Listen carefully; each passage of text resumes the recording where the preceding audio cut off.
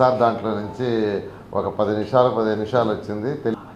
AC unit connection ఆయన room నిన్న వచ్చిన వర్షానికి అసెంబ్లీలో ప్రతిపక్ష నాయకుడి యొక్క రూమ్లో ఏసీ పైపుల నుంచి వాటర్ రావటం జరిగింది. దాని మీద రాద్ధాంతం చేశారు. ఇవాళైతే ఎమ్మెల్యేలే వచ్చి అక్కడికి ధర్నాని అదే చేశారు. చాలా హై క్వాలిటీగా చేసి ఎల్ఎన్టీ షాప్ నుంచి వాడి దగ్గర బిల్డింగ్ కట్టించాం. అసెంబ్లీ స్టార్ట్ అయిన తర్వాత ఇప్పటికి 2 సార్లు వర్షాలు వచ్చాయి. గత అసెంబ్లీ అప్పుడు వర్షం కూడా వచ్చింది హెవీగా, కానీ ఎటువంటి లీకేజీలు ఏమీ లేవు. పై ఫ్లోర్లో టాప్ ఫ్లోర్లో ఒక ఏసీ పైప్ పైనుంచి కిందకు వచ్చేది, ఆ పైపుని ఎవరో కట్ చేశారు. టాప్ ఫ్లోర్లో ఏదైతే వర్షం వస్తుందో వర్షం వచ్చినప్పుడు నీళ్లు కొద్దిగా హెవీ రెయిన్ రాబట్టి కొద్దిగా వర్షం పైకి వచ్చింది. ఆ పైప్ ఎక్కడైతే కట్ చేశారో ఆ కట్ చేసిన దాంట్లో నుంచి నీళ్లు వచ్చినాయి. ఆయన నేరుగా రావటం కూడా గ్రౌండ్ ఫ్లోర్లోకి వచ్చినాయి. ఫస్ట్ ఫ్లోర్లో రాలా. ప్రతిపక్ష నాయకుడు గ్రౌండ్ ఫ్లోర్లో ఉంది రూమ్. నిజంగా లీక్లు అయితే ఫస్ట్ ఫ్లోర్ నుంచి లీక్ అవుతూ రావాలా. ఇవాళ ఎంక్వైరీ చేసి దాని మీద డీటెయిల్ చేస్తే ప్రాథమికంగా తెలిసింది ఇలా కట్ చేస్తున్నారు పైప్. ఈ విధంగా పైపుని ఏసీ కేబుల్ పోయే పైపుని ఈ విధంగా కట్ చేస్తుంది. ఇది క్లియర్గా కట్ చేసింది. ఇది ఖచ్చితంగా ప్రాథమికంగా తెలియదు ఏంటంటే ఎవరో కావాలని కట్ చేశారు. దాని మీద ఎంక్వైరీ చేయమని పోలీస్ కంప్లైంట్ ఇవ్వమని చెప్పాం. ఆల్రెడీ అసెంబ్లీలో ఎవరైతే ఉండారో ఆ కన్సర్న్ అధికారులు దాని మీద కంప్లైంట్ చేశారు.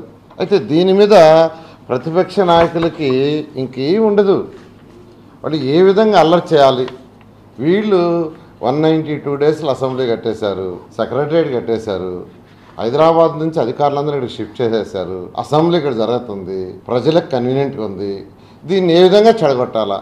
ఈ రాష్ట్రం విడిపోయిన రోజు 2వ తేదీ నవనిర్మాణం గురించి డిస్కషన్లు పెట్టారు ముఖ్యమంత్రి గారు. చక్కగా డిస్కషన్ జరుగుతున్నాయి. రాష్ట్రం అంతా ప్రతి కాన్స్టిట్యున్సీలో 175 కాన్స్టిట్యున్సీలో ఎక్కడ పెట్టినా దాని మీదే డిస్కషన్ చేస్తున్నారు. రాష్ట్రం విడిపోకముందు పరిస్థితి, విడిపోయిన తర్వాత ఈ 3 సంవత్సరాలు ఏం చేశారు.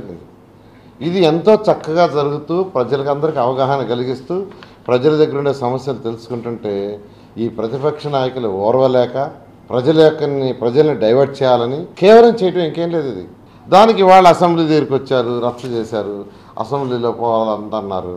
అసెంబ్లీ కొన్ని కట్టుబాట్లు ఉన్నాయి. అసెంబ్లీ అది కొంత రిస్ట్రిక్టెడ్ ఏరియా. స్పీకర్ గారు క్లియర్గా చెప్పారు, మేము ఉంటాం, మేము తీసుకుపోతామని. అలా కాదని రచ్చ.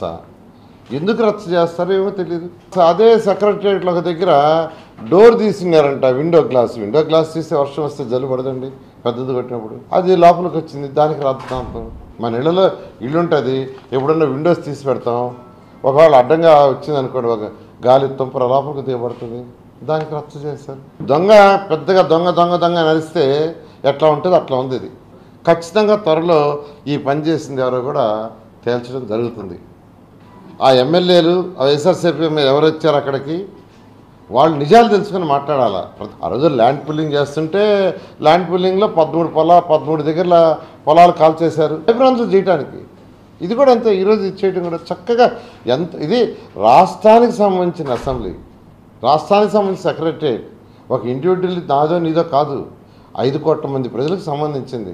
వైసీపీ నాయకులు కళ్ళు తెరుచుకొని నిజాలు తెలుసుకొని ప్రజలకు నిజాలు తెలిపితే ప్రజలు హర్షిస్తారు, లేకుంటే చీకొడతారు.